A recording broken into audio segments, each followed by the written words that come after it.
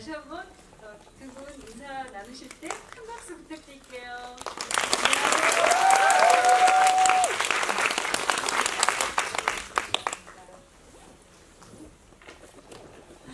네, 정말 뜻깊은 날인 것 같습니다. 그동안에 많은 자리에서 이렇게 장학년 20주년을 축하하고 또 이렇게 얘기 나누는 그런 기회들이 많이 있으셨어요. 그런데 이번에 특히 이렇게 관객 프로그램원님께서 기획을 해주셔가지고요. 네, 2003년에 한국의 르네상스라고 나중에 그 당시에는 그러지 않았지만 이후에 한국의 르네상스라고 불렸던 그 시절에 또 많은 좋은 영화들과 함께 장학년이 여러분들 관객분들과 만났었습니다.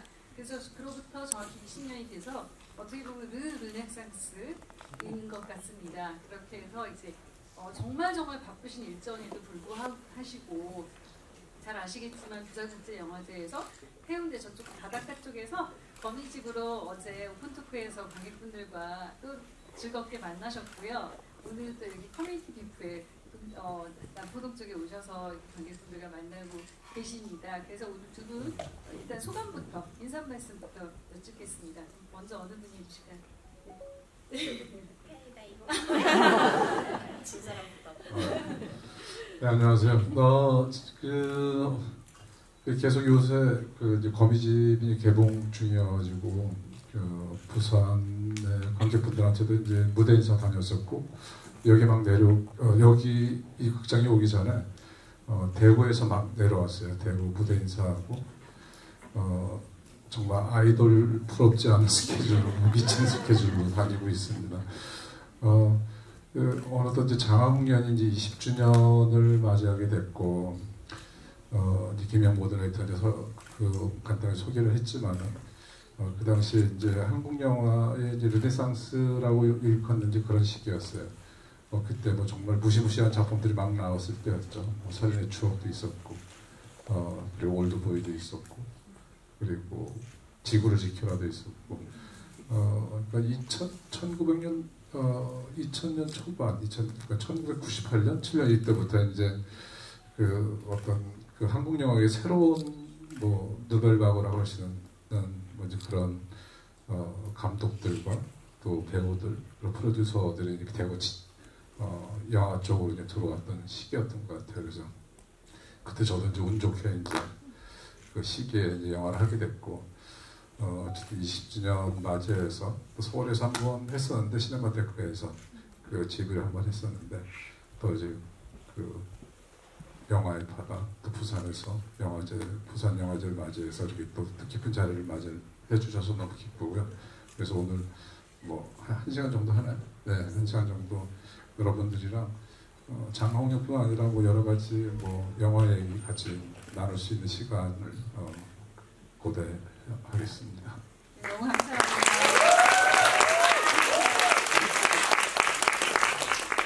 안녕하세요, 임수정입니다. 장학년의 20주년 이렇게 특별한 상영을 이번 커뮤니티 빅프에서 관객분들과 이렇게 함께 할 수 있어서 진짜 정말 너무너무 뜻깊고 사실 감동이고 또 영광으로 생각하고 있습니다. 함께 이렇게 축하해 주셔서 감사하고 또 한 번 영화를 여전히 사랑해 주셔서 감사하고 오늘 되게 좋은 대화를 나눌 수 있으면 좋겠습니다. 감사합니다. 시작하기에 앞서서 이미 기사를 통해서 다 보셨겠지만 너무나 아쉽게도 어려운 일정을 이렇게 두 분과 함께 이렇게 나눠서 오시려고 했던 문근영 배우님께서 할머니가 먼저 떠나셔가지고요. 그래서 부득이 상가를 지키시느라고 여기 함께 참석을 못하셨습니다. 그래서 여러분들 각자의 마음으로 조용히 함께 추모해 주시면 좋을 것 같고요. 그래서 오늘 그 마음을 담아서 임수정 배우님이 간단하게 문근영 배우님께 추모의 말씀 주실 겁니다. 오늘 문근영 배우를 또 오랜만에 뵙고 싶어 했던 분들이 계실 텐데 아쉬운 마음을 좀 잠시 뒤로하시고요. 오늘 부고 소식을 저도 듣고 조금은 마음이 그러했는데 근영 배우 외할머님이 진짜 현장에서 저희 장학년 현장에서도 참 알뜰살뜰 저희 모두를 많이 챙겨주셨었어요. 그래가지고 갑자기 그때 그런 어떤 모습들이 떠오르더라고요. 그래서 마음이 이제 위로의 마음만 저도 이제 근영 배우에게 보냈고요. 뭐 무거운 마음이 있으시겠지만 아마 할머님은 저희가 이제 오늘의 일정과 대화를 잘 하는 것을 더 바라시지 않을까 생각해서 근영 배우를 생각해서 또 할머님을 생각해서 저희가 좋은 대화를 했으면 좋겠습니다. 감사합니다. 고맙습니다. 네, 그러면 이제 본격적인 영화 이야기로 들어가겠습니다. 제가 먼저 인구조사 하겠습니다. 장학년 오늘 처음 보신 분? 손?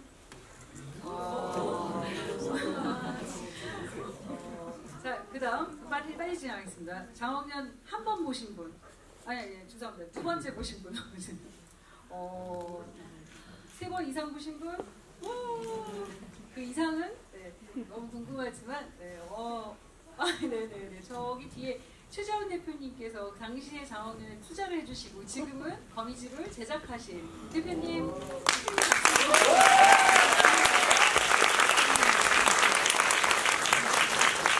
사실 투자하셨기 때문에 제작하신 거는 다름이 없어서 같이 이 앞에 모시려고 했는데 그래서 거미집 티셔츠 입고 오셔가지고 설정이라고 생각해서 모시려고 했는데 네, 안 나오시겠다고 부끄러우셔가지고 네 됐습니다. 그러면 먼저 감독님 그때가 2000년 초반인데요. 사실 감독님 장학년이 갑툭튀가 아니고요. 감독님 조용한 가족 90년대 조용한 가족으로 정말 그때 갑툭튀 그 다음에 그리고 나서 이제 2000년대 들어서 반치광 정말 주옥 같은 작품들을 만드셨잖아요. 지금 봐도 다시 봐도 너무 재미있는 근데 감독님 장르 확 바꾸셔가지고 장학년이라는 작품을 만드셨습니다. 어떻게 해서 이 영화 구상하시고 어떻게 보면 감독님의 히스토리랑 같이 말씀해 주시면 더욱 좋을 것 같습니다.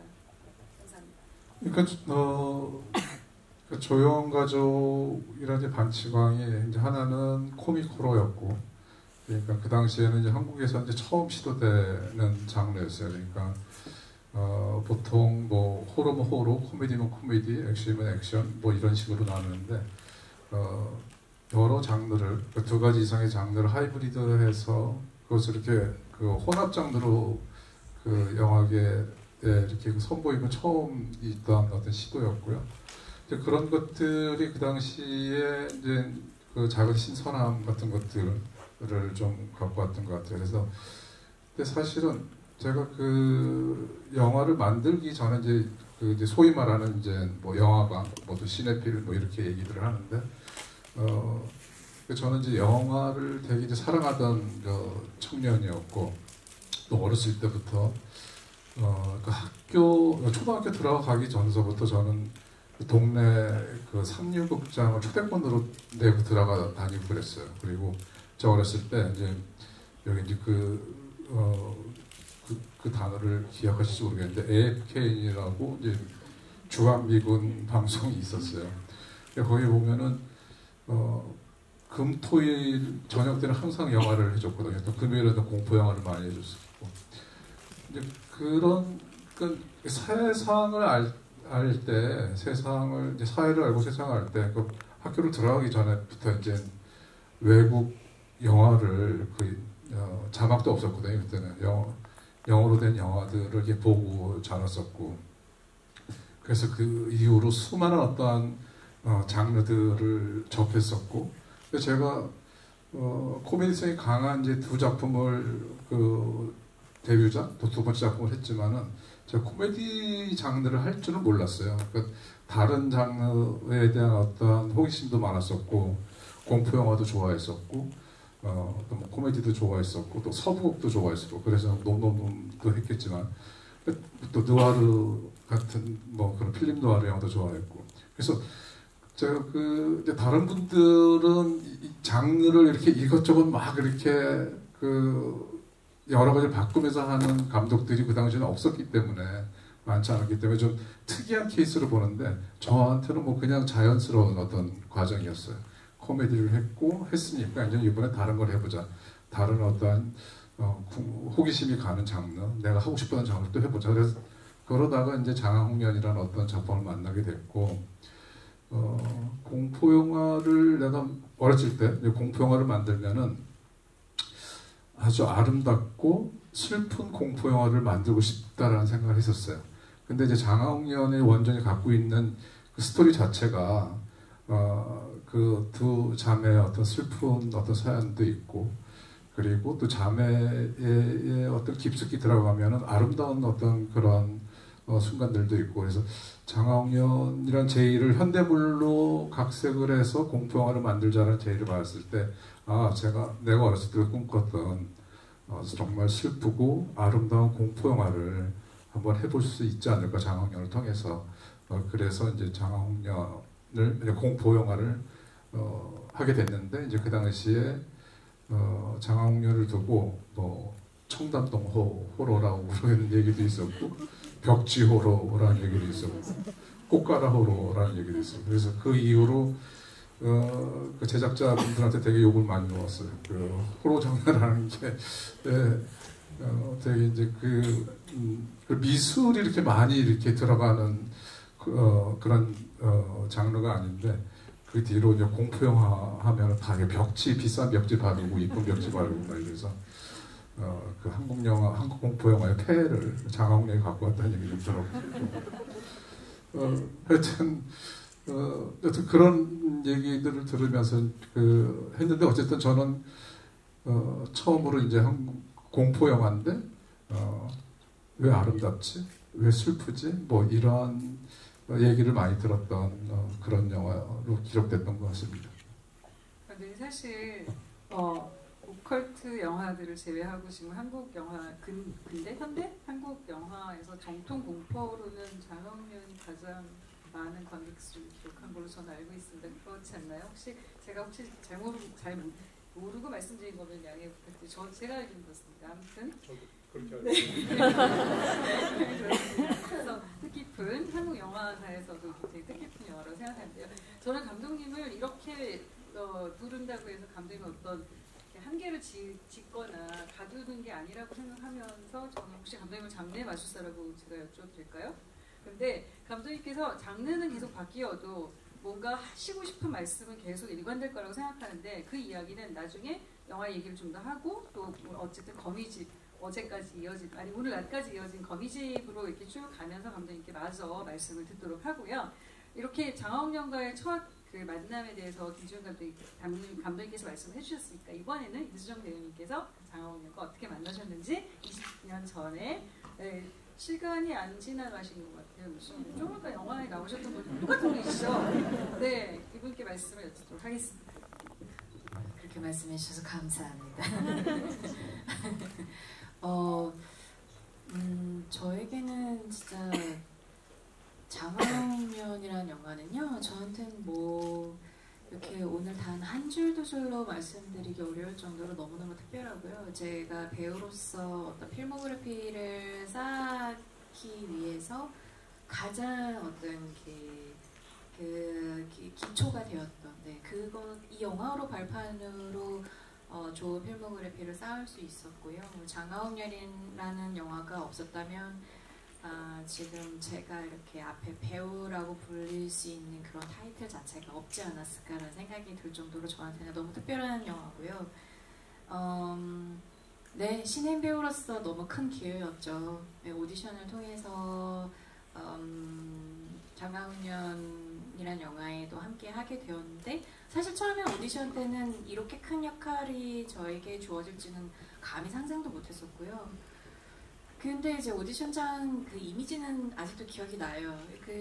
한 5분 정도에서 6분 정도 이렇게 계셨던 것 같은데, 맨 양쪽에서는 이제 한 분씩 이렇게 말씀을 이렇게 주고받게 이렇게 질문을 해주시는데, 가운데 계시는 어떤 분이 모자를 쓰고 까만색 선글라스를 딱 쓰고 이렇게 아무 말씀을 잘 안 하시고 이렇게 계시는 거예요. 특히 또 질문을 별로 많이 안 하시면 가만히 너무 이렇게 무서운 포스와 아우라로 이렇게 풍기시면서 가만히 계시는데, 질의응답은 양측에서 많이 하셨는데, 어쨌든 최선을 다해서 솔직한 답변들을 했고 연기도 선보이게 했는데, 어떤 큰 영광을 제가 캐스팅이 되면서 받을 수 있었고요. 그때 가운데 김지훈 감독님이 계셨고, 그리고 그 옆에 박찬욱 감독님이 계셨고, 그래서 그렇게 또 양측에 또 되게 주요 인물들이 계셨고 해서 그 기억이 이미지로 이렇게 저에게는 많이 남아 있습니다. 그래서 정말 큰 영광이었다고 생각해요. 네, 아유, 저희가 영광이죠. 우리가 임수정 배우님을 만날 수 있게 된 어떤 계기였다는 사실이 너무나 감사합니다. 이렇게 두 분이 어떻게 해서 첫 만남을 가지셨는지 이제 말씀 들었으니까 조금 더 영화에 대해서 구체적으로 말씀 나눴으면 좋겠습니다. 네, 감독님, 그 장화홍련이 사실 어떤 촬영 조명 그리고 미술로 굉장히 유명한 좀 작품이었습니다. 그 당시에. 그래서 감독님께 좀 약간 그 질문이 좀 크긴 한데, 왜냐면 너무 할 얘기가 많기 때문에 말씀해 주시기를 부탁드릴 얘기가 너무 많아서 제가 좀 큰 질문을 던졌습니다. 사실 감독님께서 어떻게 사실 지금도 너무나 아름다운 이 장면들 구현하시느라 어떤 촬영과 조명과 나아가서 미술의 그런 컨셉을 정하시고 그때 스터디를 굉장히 많이 하셨잖아요. 그래서 그 당시 기억이 만약에 생생하시다면 조금만 말씀 나눠주시면 감사하겠습니다.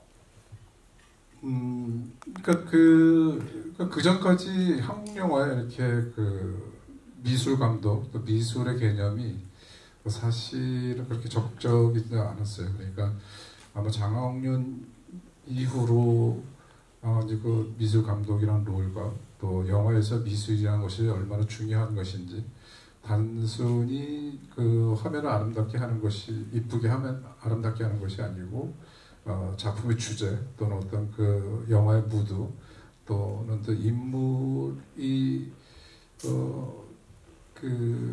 어떤 공간에서 어떠한 삶을 살아가고 있는지, 그래서 그 삶의 또 조건들 뭐 이런 것들을 이제 다 포함해서 얘기할 수 있는 부분이 미술이라는 거, 이런 것들을 조금씩 이제 그때부터 아마 이제 알기 시작했던 어떤 계기를 했던 작품이 아닌가 생각이 들고, 근데 이제 이제 계속 이제 그 장화홍련 얘기하면서 이제 그때 청담동 호로, 벽지 호로라는 얘기를 비아냥처럼 들었을 때도 사실은 그게 이제 이 영화가 기억에 대한 환기, 그러니까 자꾸 이제 그 감추고 싶은 기억을 어떠한 모티브로 인해서 자꾸 이제 그 기억이 이제 떠오르게 되는, 근데 그것을 또 억압하는 그 스스로의 어떤 마음의 어떤 싸움과 투쟁 같은 것들을 그린 것이었는데, 그래서 이제 그 기억을 생생하게 명쾌하게 환기시키려면은 뭐 어떤 그 오브제라든가 또는 어떠한 그 자기가 살고 있는 공간의 어떤 대상이라든가 이런 것들이 좀 더 명징해야 되고 더 이렇게 강렬해야 된다는 생각이었던 것 같아요. 그래서 우리가 그런 거 있잖아요. 그러니까 단지 어떤 이런 오브제인데, 이런 컵인데 이게 단순히 컵이 아니라 어떤 누구와 사연이 있는 컵이라면은 이 컵을 보고 강렬하게 그때 어떤 기억들이 강렬하게 소환되는 거잖아요. 그래서 이제 그러한 억누르고 있던 기억을 강력하게 불러일으키는 모티브를 제공하기 위해서 약간 모든 오브제와 어떤 공간의 어떤 색감이라든가 패턴 이런 것들을 좀 더 강렬하게 했던 것 같아요. 그래서 아마 이제 그러다 보니까 장화홍련의 미술들이 되게 어떤 영화의 어떤 인장처럼 되게 인상적으로 남게 된 것이 아닌가 생각이 들었고, 그러면서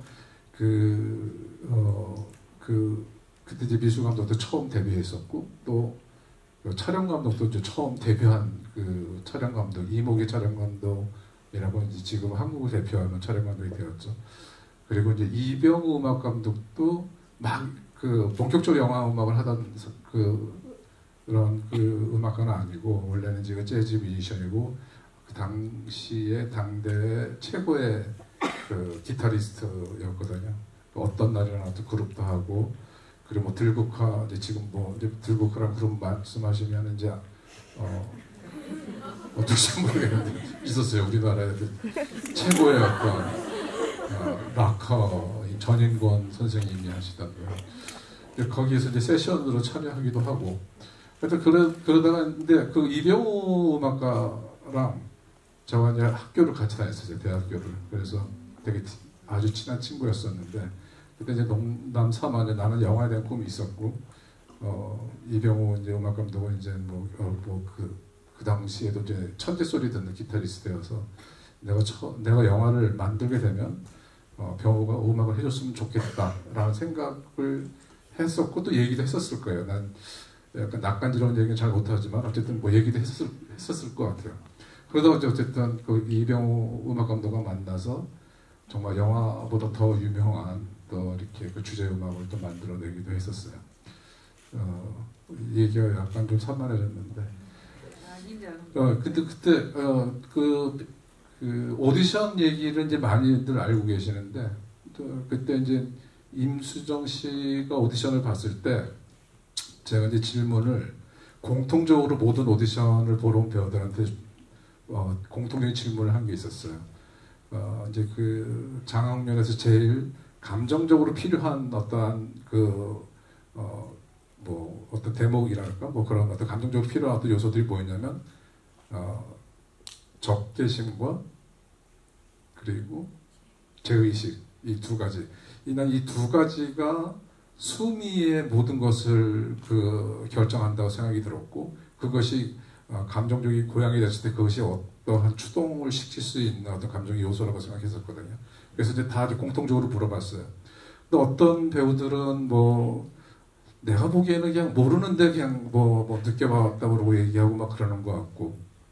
근데 수정 씨가 이제 대답을 했을 때 뭐 이렇게 특별한 얘기를 한 것 같지는 않아. 근데 이렇게 뭐 대화를 하다 보면 저 사람이 이렇게 느낌이 있잖아요. 그 말과 말의 행간 사이에 어떤 느낌들 그리고 그 한마디를 대했을 때 이게 나한테 이렇게 와닿는 것들 이런 것들이 되게 신뢰가 갔었던 것 같아요. 저 친구는 정말 수미를 규정 지을 수 있는 두 가지의 어떤 상태, 적개심과 제의식을 한 번쯤은 제대로 느껴봤을 수 있는 배우 같다는 생각이 들었어요. 그러니까 그게 어떤 자기 삶의 어떤 경험에서 느꼈었던 아니면 어떤 사고나 어떤 그 정신적인 고향에 의해서 어떤 성찰로 인해서 느꼈었던 그것을 제대로 잘 알 것 같다는 어떤 확신이 있었고 그리고 되게 그 당시에는 그냥 뭐 물어보면 되게 약간 그때 느낌 대바라지게 뭐 이렇게 말을 똑바로 딱딱딱 아주 당당하게 했던 것 같아요. 그것도 저는 마음에 들었어요. 그냥 괜히 이렇게 뭐 착한 척 또는 뭐 이렇게 뭐 잘 보이는 척 뭐 이러지 않았고 뭔가 이렇게 되게 하여튼 지금 표현이 딱 정확히 떨어지지 않는데 하여튼 대바라졌다. 그래서 저 친구 되겠다 이런 생각이 들었어요. 주눅 들지 않았고 그리고 이제 그때 이제 내가 이제 선글라스를 항상 10년 전까지만 해도 선글라스를 밤낮을 끼고 다녔었는데 나이 먹고 이제 눈이 침침해지다 보니까 밤에 쓰고 다니면 어디 자꾸 부딪히더라고요. 그래서 지금 이제 선글라스를 안 끼는데 하여튼 그래서 이제 아마 되게 이상하다고 생각했을 것 같아요. 아니 왜 실내에서 이렇게 뭐 오디션 보면서 선글라스를 계속 끼고 있나 뭐 그랬을 것 같은데. 너무 무서웠었어요, 감독님. 계속 이렇게 저분의 눈이 안 보이는 거예요. 계속 가운데서 어떤 오라를 막 풍기고 계시는. 네, 계속 이렇게 막 이렇게 관찰을 당하는 것 같은데, 감독님이 이제 무서웠는데 나중에 이제 개인적으로 이렇게 한 몇 차례 어떤 뭐 대본 리딩이나 이런 것들을 통해서 감독님을 이렇게 뵀을 때 너무 깜짝 놀랐죠. 네, 너무 이렇게. 눈이 너무 깊으셔가지고 너무 깜짝 놀랐고 아니 근데 지금도 너무너무 눈빛이 깊으셔서 그래서 아무튼 되게 부드럽고 좋으신 분인데 그때는 왜 이렇게 무서웠는지 모르겠어요.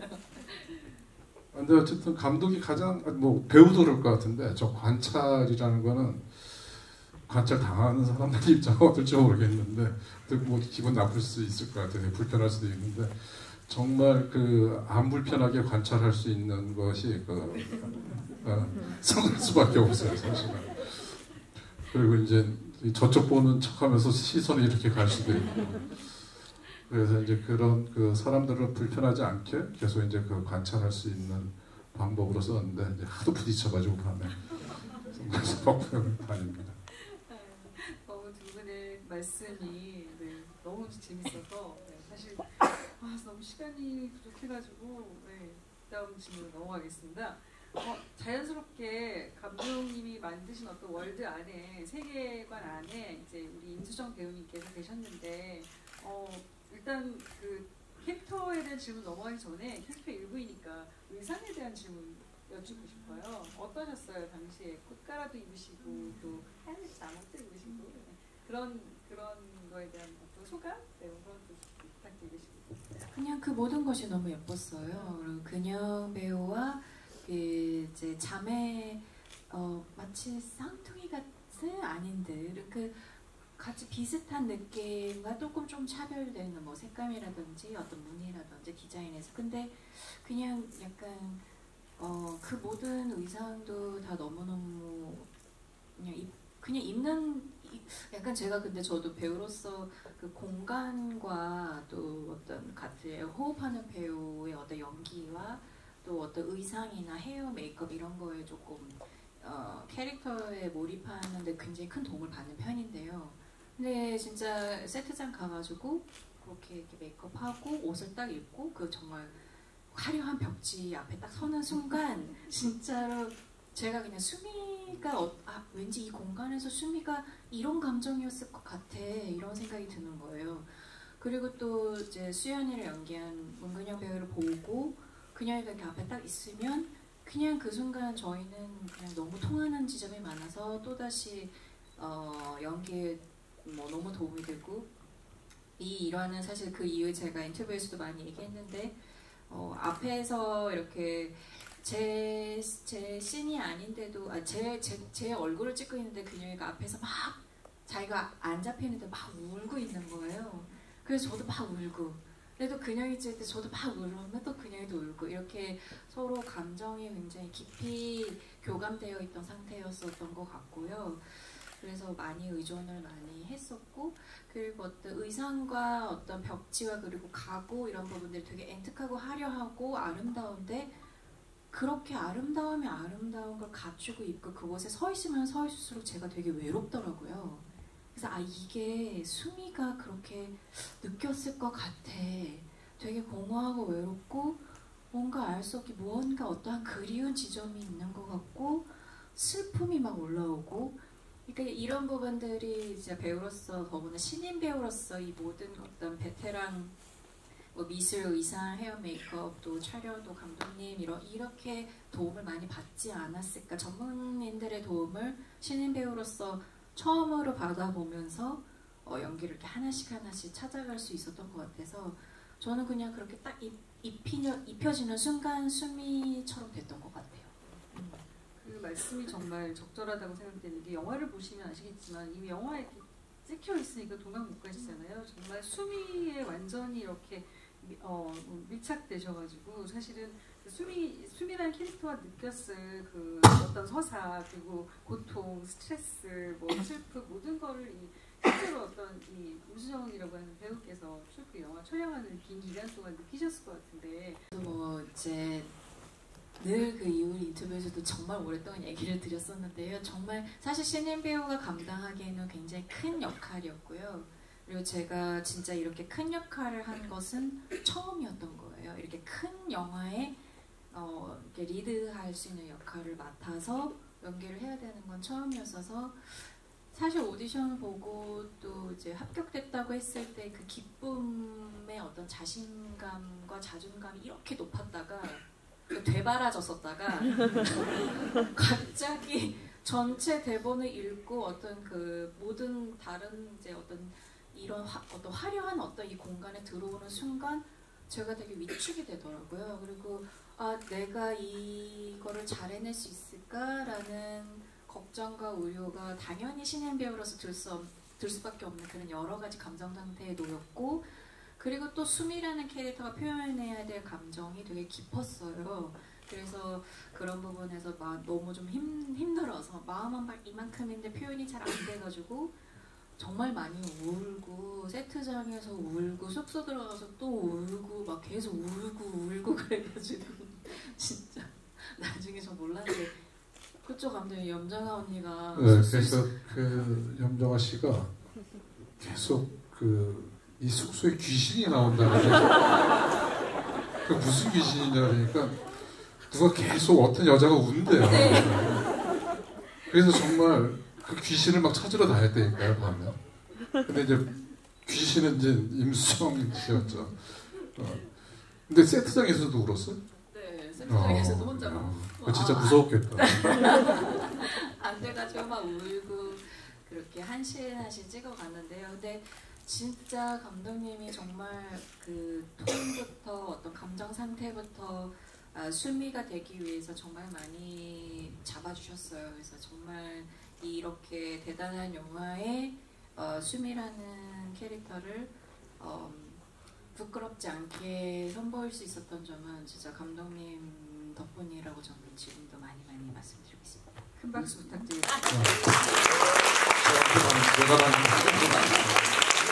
아니 그게 그렇습니다. 이게 지금 이제 장학력 보셨으니까 아시겠지만은 그 한 배우가 약간 이제 뛰어넘기 정말 어려운 살면서 느끼는 어떤 정신적인 고통이 엄청 수위가 높잖아요. 영화에서 보여주는 캐릭터에.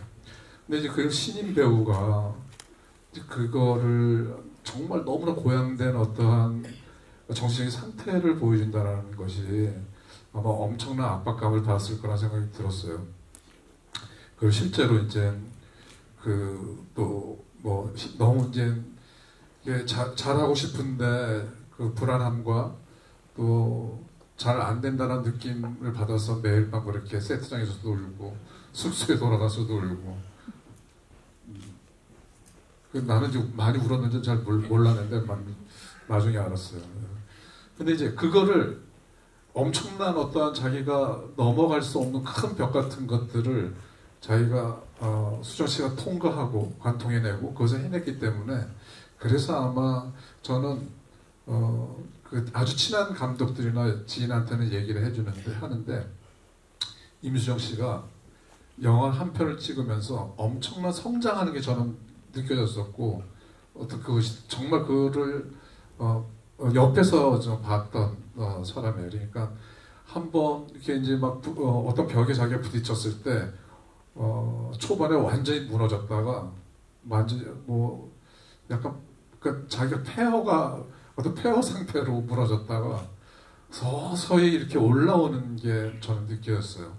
그래서 영화 한 편으로 정말 인생의 어떤 그 역할을 맡으면은 그만큼 저 감당할 수 없는 엄청난 것들을 해내면은 영화 한 편으로 이렇게 사람이 성장할 수 있는 거구나. 그러니까 단순히 연기력이 늘었다 이런 차원이 아니고 인간으로서 또 어떤 그 배우로서 성장할 수 있는 거구나라는 것을 장학년에서 또 임수정 씨를 통해서 좀 느꼈던 것 같아요. 이번에 임수정이 큰 박수.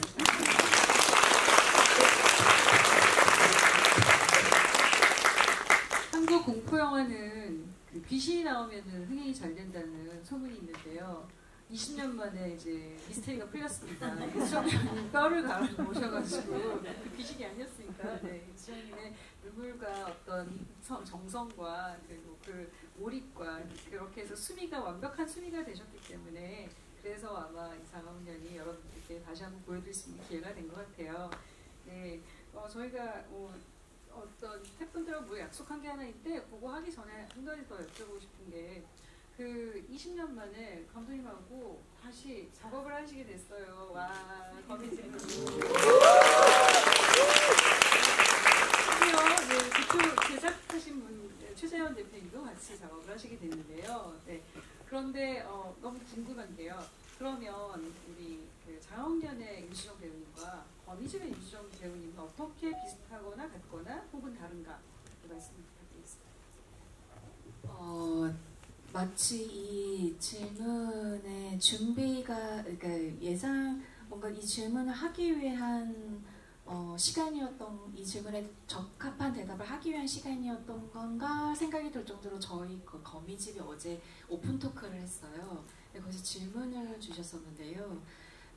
장학년에서 수미는 처음부터 눈을 이렇게 가리고 얼굴이 잘 보여지지 않고 감정이 보여지지 않고 끝까지 그러는데 거미 속에서 제가 연기한 이민자라는 캐릭터는 처음부터 이민자의 눈동자의 강렬함부터 시작되거든요. 그래서 거의 과찬까지도 해주셨는데 이민자의 눈으로 끝나는 영화인 것 같다. 거미집 이렇게 과찬까지 해주셨는데 그 두 가지가 벌써 이제 제가 얼마나 또 배우로서 성장했는지 또 캐릭터가 어떤 면에서 달라졌는지가 보여졌다고 저는 생각이 들어요. 장화홍련에서 수미는 잘 감정이 처음부터 끝까지 잘 드러나지 않거든요. 이 아이가 무슨 생각을 하는지, 어떤 감정 상태에 있는지, 눈빛도 얼굴도 항상 이렇게 대부분 감정이 이렇게 과잉되어 있지 않죠. 되게 작으면 작을수록 점점 그것에 이제 관객들이 이렇게 몰입이 되는 것 같아요. 제가 무슨 생각을 하는지. 그래서 거기서 약간 미스테리함이 보여줄 수 있었던 장점이 있었던 것 같고, 그만큼 또 저는 신인 배우로서 원하는 만큼 표현하지 못하는 어떤 부족함이 분명히 있었고요. 그래서 감독님 말씀하셨던 것처럼 장화홍련을 통해서 배우로서 정말 많이 성장했고 많이 배웠어요. 그것이 제 필모그래피를 쌓는데 큰 발판이 되었거든요.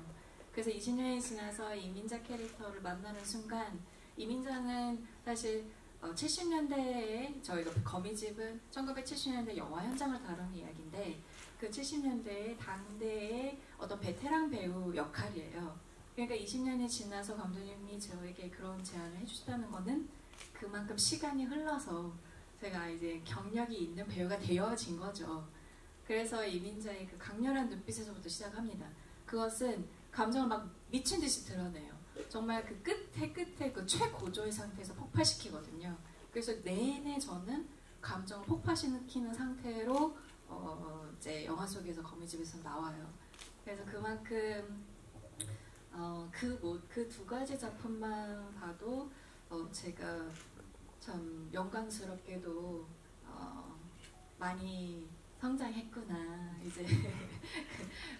그래서 한국 영화에서 부끄럽지 않은 이름 석자가 될 수 있게 되지 않았나 감히 그렇게 생각을 해봅니다.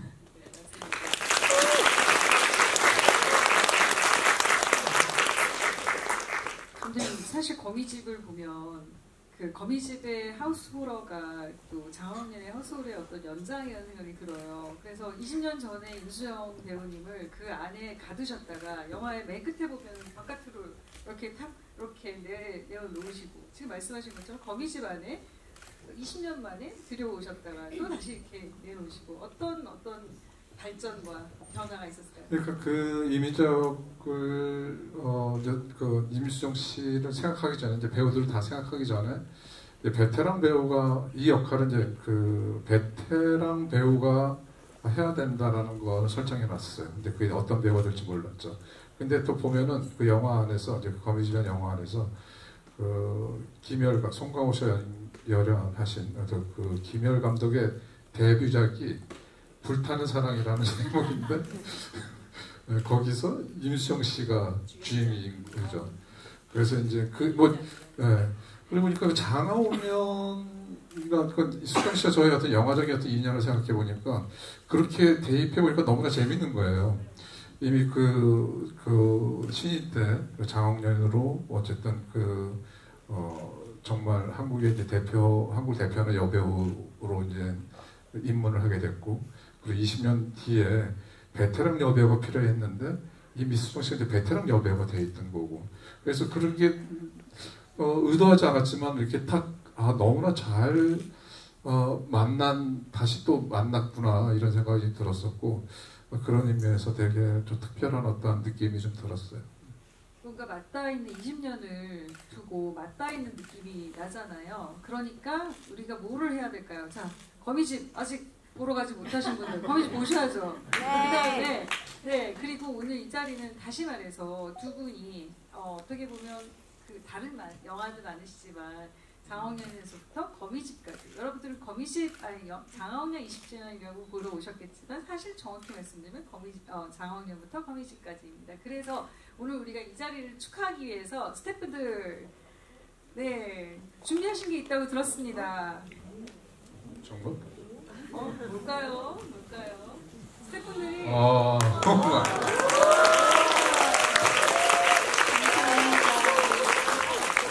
최재원 대표님이십니다. 대표님 그 의상을 좀 보여주시겠어요? 대표님도 이쪽으로 오셔가지고. 자, 여러분 그 카메라 준비되셨습니까? 네, 20주년이니까 네. 뭐 되었나요? 저 김PD님. 아이고, 제가 사실은 네. 이걸 어떻게 해야 되지? 저 도와주셔서 저도 실무 PD로 참여했었어요. 생일 축하할 수도 없고 20주년 축하 노래할 수도 없고. 그러면 우리 구호를 어떻게 할까요? 장학년 화이팅, 거미집 화이팅 이렇게 할까요? 네. 네. 네. 더 좋은 아이디어 있으시면 말씀해 주세요. 네. 자. 갑자기 이게 무슨 짓인지 모르겠다. 네. 이렇게 또 장하운년이 개봉한 지 20주년인 해에 또 김주현 감독님과 함께 거미집이라는 영화로 부산 관객에 또 부산영화제에 올 수 있어서 정말 큰 영광이었고요. 또 장학년을 또 한 번 관객분들께 선보일 수 있게 돼서 진짜 더 영광이었습니다. 아무튼 이렇게 축하해 주셔서 감사하고 구원 너 부끄러워. 그럼 이제 감사하다는 말씀을 하면서 불면 되나요? 네. 20주년 진심으로 축하드립니다. 감사합니다.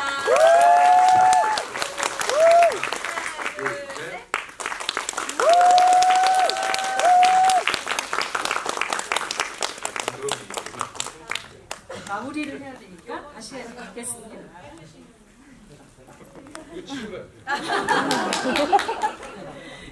극장이라서 시간이 많지 않은 관계로 이제 마무리를 하도록 하겠습니다. 오늘 이렇게 짧았지만 이런 좋은 기회가 되어서 일단 이 자리를 마련해 주신 부산국제영화제 커뮤니티 빅에 너무 감사드리고 다시 한번 알구님, 레드썬, 김은지씨 정말 감사드립니다.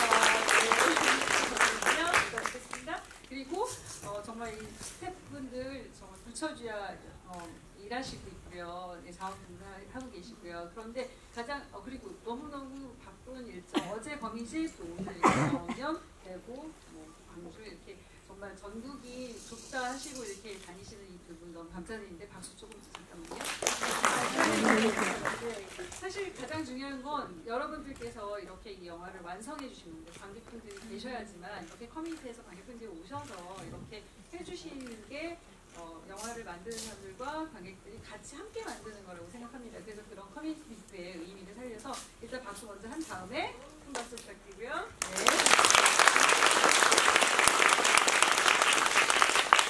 제가 알기로 다음 계획이 있으시다고 들었습니다. 다음 영화에 관한 홍보도 좀 부탁드립니다. 거미집도 포함해서 말씀해 주시고요. 다음 영화에 대한 홍보. 네, 당분간 영화 거미집으로 또 관객분들 이렇게 또 서울에서도 배울 자리들이 좀 마련되어 있고요. 예, 당분간 거미집으로 쭉 뵙겠습니다. 네, 거미집. 각인대라. 장학년 보고 왔는데 자꾸 거미집이 생각나 이러셨구나. 그래서 당분간 거미집으로 뵐 것 같아요. 네. 큰 박수 부탁드리겠습니다.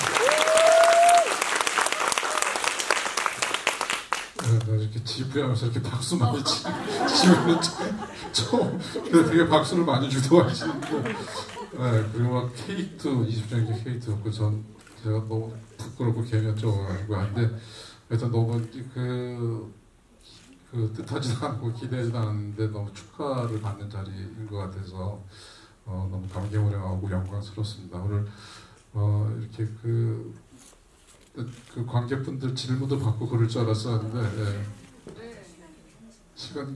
시간이 안 되나 보죠? 종료일 문제. 딱 한 번만 받을까요? 딱 한 번만 네, 감사합니다. 네, 말씀 주세요. 네. 감사합니다. 바로 들었는데 바로 해주셔서 감사하고요. 원래는 되게 질문이 많을 줄 알고 했는데 빨리 할게요. 여기 감독님 작품에서 이렇게 나무 소재가 주는 공포가 굉장히 저는 인상적이었거든요. 뭐 소리라든지 나무 소재가 굉장히 유도하는 공포가 굉장히 인상적이었는데 그것에 대해서 처음 보신 분도 많으니까 한번 말씀해 주시면은 마무리할 때 좋을 것 같아서요. 그러니까 공포 영화의 두려움, 공포 영화라는 것은 사실은 보이지 않는 존재에 대한 어떤 불안과 두려움인 거잖아요. 호러라는 것 자체가. 그래서 이제 그러려면은 가장 보이지는 않고 근데 출처불명의 어디서 소리가 들렸을 때 소리는 들리는데 그 인지가 안 되니까 시각적으로 정보가 없으니까 훨씬 더 불안과 공포감을 두려움을 극대화시킬 수 있는 가장 좋은 장치가 사운드잖아요. 근데 사운드 집안에서 또 이제 공간에 밀실을 했을 때 그때 이제 장화홍련도 그렇고 뭐 거미집도 그렇고 그러니까 목재를 소재로 했을 때 가장 이제 전통적으로 이제 소리를 그 불안감과 두려움을 줄 수 있으니까 그래서 공포 영화에서 이제 가장 그 잘 쓰이고 또 잘 쓰이는 만큼 또 새롭게 매번 아주 잘 사용해야 되는 그러한 것 그래서 사운드가 되게 중요한데 이제 그 두 작품 다 이제 실내극이고 그래서 이제 목재를 많이 이용하게 됐던 거죠.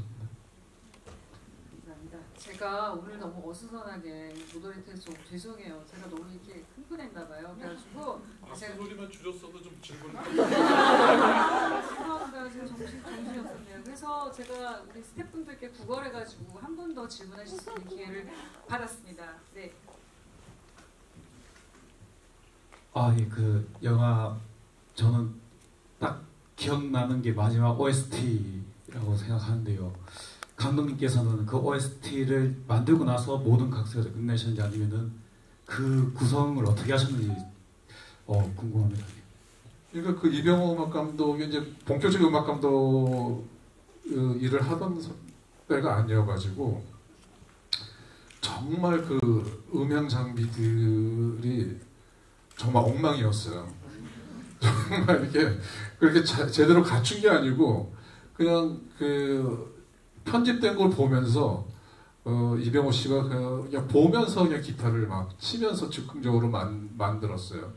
그럼 저도 이제 음악을 되게 좋아했기 때문에 어떤 부분에서 좀 그거를 좀 더 좀 서정적으로 하면 어떨까. 그래서 이제 그 애초에 이제 내가 슬프고 아름다운 공포 영화를 만들고 싶었기 때문에 그 주제곡 테마 음악을 되게 뭐 제목도 이제 돌이킬 수 없는 걸음이지만 그 아름답고 슬펐으면 좋겠다는 생각을 많이 했어요. 그래서 아마 공포 영화에서 이렇게 이제 막 이렇게 어떠한 시정 넘치는 어떤 그 테마곡이 있는 건 그렇게 많지는 않을 건데 오히려 또 그랬던 부분들이 그 숨이나 또 수미의 상태를 그 이해하고 동정하는 데 있어서 그래서 어떤 그런 영화를 보면서 어떠한 마음을 이렇게 흔들어 놓는 거에 되게 중요한 역할을 했던 것 같아요.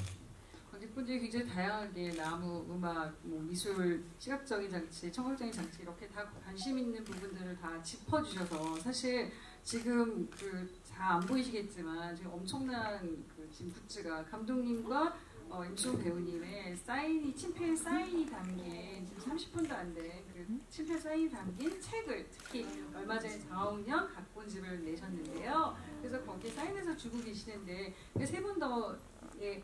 네, 세 분, 네, 저 뒤에, 네, 그 까만 옷 입으신 분, 까만 마스크 쓰신 분, 네.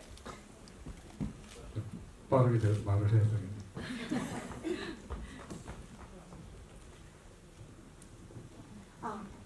네, 제가 원래 지구에서 이런 걸 하는 거를 별로 안 좋아하는데 장화홍련은 제가 영화라는 장르를 얼마큼 사랑할 수 있는지 알게 된 영화여서 제가 20주년을 함께한 게 너무 영광스럽고 감사합니다. 제가 여쭤보고 싶은 거는 장화홍련은 공포 영화라는 소재에서 이제 아름답고 슬픈 약간 그냥 공포랑은 어울리지 않는 단어를 같이 사용을 한 장르잖아요. 그래서 감독님이 생각하셨을 때 장화홍련이 아름다움의 비중이 더 큰지 슬픔의 비중이 더 큰지 이걸 좀 여쭤보고 싶습니다. 근데 이렇게 얘기하면 좀 이상하게 생각하실 수 있는데 저는 아름다운 것도 다 슬프거든요. 그러니까 그게 이제 저만의 그냥 모르겠어요. 그냥 저는 아름다운 거 봤을 때 그냥 약간 다 슬퍼요. 왜 쟤는 다 이렇게 저렇게 아름다울까? 그러니까 꽃을 많이 영화에서 많이 쓴 것도 그런 것 같아요. 그 아이들의 죽음이잖아요. 어떤 소녀의 죽음이었잖아요. 꽃이 막 피기 전에 막 필 때 그 지어버리니까 꽃은 아름다움과 동시에 얘가 시들어 버릴 거에 대한 어떠한 그 비극적인 운명을 갖고 있다고 저는 생각해요. 그래서 아름다웠을 때 가장 아름답게 표했을 때 지었을 때를 시들었을 때 생각하면은 이게 슬픔과 아름다움이 동시에 느껴지거든요. 그래서 이제 그래서 아마 그러한 어떤 그 나의 어떤 상념이나 관념들이 이 영화의 장화홍련에 많이 전체 어떤 무드를 조성했던 것 같아요. 그래서 슬픔과 아름다움은 좀 동시에 같이 느껴지는, 그러니까 유한적이라는 거, 이런 것들이 지금 아름답지만 유한적이라는 거. 그리고 저 소녀들이 지금은 아름답지만 그 인생의 뒤에는 무엇이 될까? 뭐 그런 생각을 하게 되면 슬퍼지고, 뭐 어떤 그런 것들이 복합적으로 이 장화홍련의 어떤 전체 무드를 만들어낸 것이 아닌가 생각이 듭니다.